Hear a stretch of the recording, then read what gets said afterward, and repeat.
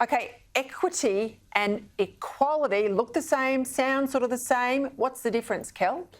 The difference is that although they do resemble each other when you look at them and even sound a little the same when you say them, equity means fairness. Any dictionary will tell you that. Even a little desk dictionary will say equity means fairness, fairness of process. Equality is not that. Equality is equality.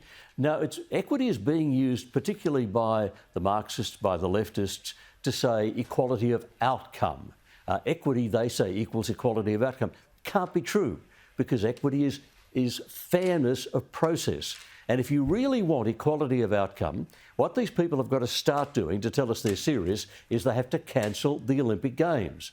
Because everyone playing in the Olympic Games, everyone competing in track and field events, for example, starts from the same mark, competes in the same conditions, under the same rules, fairness of process. But the result is not equality of outcome. One person gets the gold medal.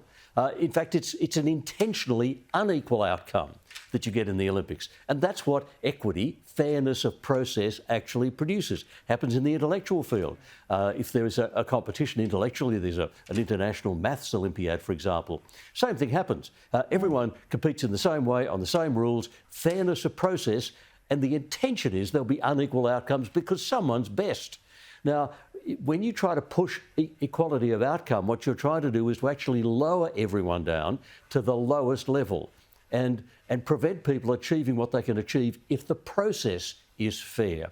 If you have equity, fairness of process, and competition, you end up with a fair society where people can achieve what they can achieve. But equity, equality, different things, really important that we understand that and bear that in mind.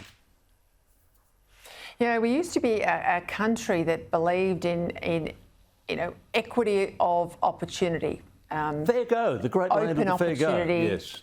Correct. How that washed out was up to merit and ticker and all the other things that go through in an aspirational sense to derive success. But this is where we're sort of departing from where we've always been, I think, as a country, and it's to our detriment.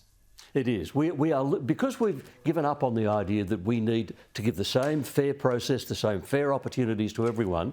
We give up on that because we want everyone to get the same result. When my son was in preschool many, many years ago, they had a sports day for these little 3- and 4-year-olds, and they all got ribbons. Now, that's okay for the 3- and 4-year-olds. It's just a fun day. If you start doing that in real life with things that really matter, like political processes and commercial processes, you end up with a disaster.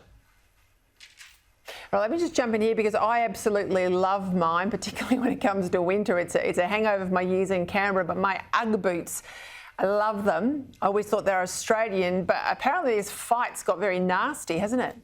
It has indeed. What happened is Ugg boots were invented here in Australia by a bloke named Frank Mortel in 1958. And when he made the first pair, and anyone who hasn't seen them, I think all Australians have seen them, but they're lamb skin boots with the wool on the inside. And they're, as Peter said, they're great to wear in winter. When Frank Mortel made the first pair of boots, his wife said, "Frank, they're really ugly boots." And so he called them Uggs for ugly and went on making them for years. Then there was an Australian company making Ugg boots, and they were bought by an American company. Decker's Outdoor Corporation is the name of the American company. They bought Ugg Holdings. Once they did that, they claimed they owned the word Ugg, and no one else could make Ugg boots and no one else could sell Ugg boots. And they have threatened legal action against Australian companies, Australian retailers who sell anything and call them Ugg boots because they think they own the name. It's an Australian name. And there's actually going to be a court case in Washington tomorrow, our time, where an Australian businessman, small businessman, will be hauled up. He is battling against this giant Decker's Corporation in America. He sold 12 pairs of Ugg boots online to America. They're saying he broke their trademark, their copyright. Well, I mean, I don't know what the outcome of the court case is, but this really is it looks like the ugly American, doesn't it? This is a horrible thing to do to what is ours. It belongs to us.